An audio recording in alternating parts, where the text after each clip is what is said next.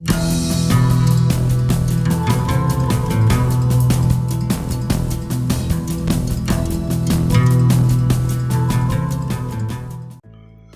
हमारे चैनल में स्वागत है। रामायण की कहानी कई युगों से सभी लोग सुनते, देखते एवं पढ़ते आ रहे हैं, जिसमें हमने राम और उनके भाइयों के प्रेम के बारे में विस्तार से जाना, लेकिन हमने राम की बहन शांता के बारे में बहुत कम सुना है, या कहें कि सुना ही नहीं।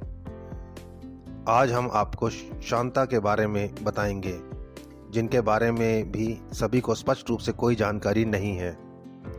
और अब आप जाने राम की बहन शांता के बारे में। कौन थी शांता और क्यों उनका उल्लेख नहीं है और किस कारण उनका त्याग किया गया।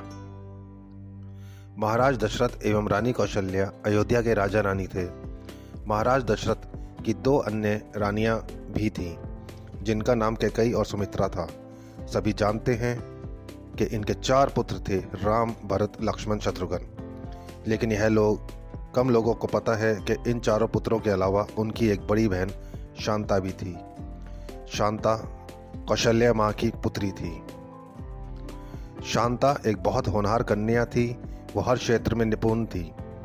उन्हें युद्ध कला, विज्ञान, साहित्य एवं पाक कला सभी का अनूठा ज्ञान था।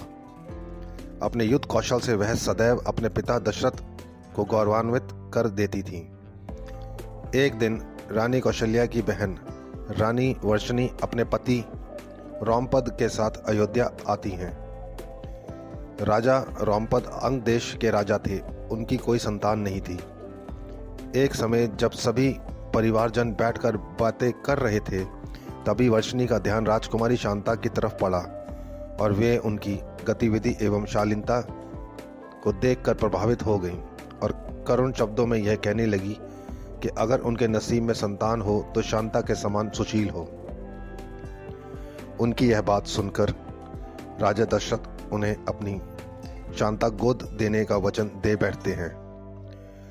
रघुकुल की रीत प्राण जाए पर वचन न जाए के अनुसार राजा दशरथ एवं माता कौशल्या को अपनी पुत्री अंग देश के राजा रोमपद एवं रानी वर्षणी को गोद देनी पड़ती है। इस प्रकार शांता अंग देश की राजकुमारी बन जाती हैं। एक दिन अंगराज रोमपद अपनी गोद ली पुत्री शांता से विचार विमर्श कर रहे थे। तभी उनके दर पर एक ब्राह्मण याचक अपनी याचना लेकर आया, लेकिन रोमपद अपनी वार्ता में इतने व्यस्त थे कि उन्होंने ब्राह्मण की याचना सुनी ही नहीं। अब ब्राह्मण को बिना कुछ लिए खाली हाथ जाना पड़ा। यह बात देवताओं के राजा इंद्र को बहुत बुरी लगी और उन्होंने वरुण देवता को अंग देश में बारिश ना करने का हुक्म दिया। वरुण देवता ने यही किया और उस वर्ष अंग देश में सूखा पड़ने से हाहाकार मच गया। इस समस्या से निजात पाने के लिए रोमपद ऋषि श्रृंग के पास जाते हैं और उनसे वर्षा की समस्या कहते हैं। तभी ऋषि श्रृंग रोमपद को यज्ञ करने को कहते हैं। ऋषि श्रृंग के कहे अनुसार यज्ञ किया जाता है। पूरे विधान से संपन्न होने के बाद अंग देश में वर्षा होती है और सूखे की समस्या खत्म होती है। ऋषि श्रृंग से प्रसन्न होकर अंगराज रोमपद ने अपनी पुत्री शांता का विवाह ऋषि श्रृंग से कर दिया।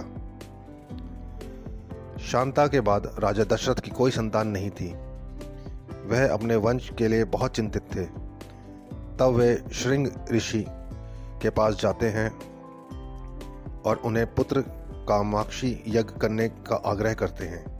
तब अयोध्या के पूर्व दिशा में एक स्थान पर राजा दशरथ के लिए पुत्र कामाक्षी यज्ञ का किया जाता है। यह यज्ञ ऋषि श्रृंग के आश्रम में किया जाता है।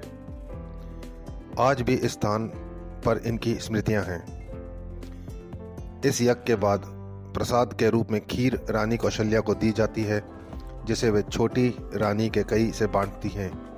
बाद में दोनों रानी अपने हिस्से में से एक हिस्सा सबसे छोटी रानी सुमित्रा को दे देती हैं, जिसके फल स्वरूप सुमित्रा के 2 पुत्र लक्ष्मण एवं शत्रुघ्न होते हैं और रानी कौशल्या को दशरथ के ज्येष्ठ पुत्र राम की माता बनने का सौभाग्य मिलता है एवं रानी कैकेयी को भरत की प्राप्ति होती है। इस प्रकार शांता के त्याग के बाद राजा दशरथ को 4 पुत्र प्राप्त होते हैं। पुत्री वियोग के कारण रानी कौशल्या एवं राजा दशरथ के मध्य मतभेद उत्पन्न हो जाता है। शांता के बारे में चारों राजकुमारों को कुछ ज्ञात नहीं होता, लेकिन समय के साथ वे माता कौशल्या के दुख को महसूस करने लगते हैं। तब राम कौशल्या से प्रश्न करते हैं। तब राम को अपनी ज्येष्ठ बहन शांता के बारे में पता चलता है और वे अपनी माँ को बहन शांता से मिलवाते हैं। इस प्रकार राम अपने माता पिता के बीच के मतभेद को दूर करते हैं। देवी शांता के बारे में वाल्मीकि रामायण में कोई उल्लेख नहीं मिलता है, लेकिन दक्षिण के पुराणों में स्पष्ट रूप से शांता के चरित्र का वर्णन किया गया है। भारत के कुल्लू में श्रृंग ऋषि का मंदिर है एवं वहां से 60 किलोमीटर की दूरी पर देवी शांता का मंदिर है। यह भी कहा जाता है कि राजा दशरथ ने पुत्र प्राप्ति के लिए देवी शांता का त्याग किया था। वैसे तो देवी शांता एक परिपूर्ण राजकुमारी थी, लेकिन बेटी होने के कारण उनसे वंश वृद्धि एवं राज कार्य पूरा नहीं हो सकता था, इसलिए राजा दशरथ को उनका परित्याग करना पड़ा। इस प्रकार जब चारों भाई अपनी बहन शांता से मिलते हैं तो वे अपने भाइयों से अपने त्याग का फल मांगती है और उन्हें सदैव साथ रहने का वचन लेती है। भाई अपनी बहन के त्याग को व्यर्थ नहीं जाने देते और जीवन भर एक दूसरे की परछाई बनकर रहते हैं। आशा करते हैं दी गई जानकारी आपको उपयोगी लगी होगी।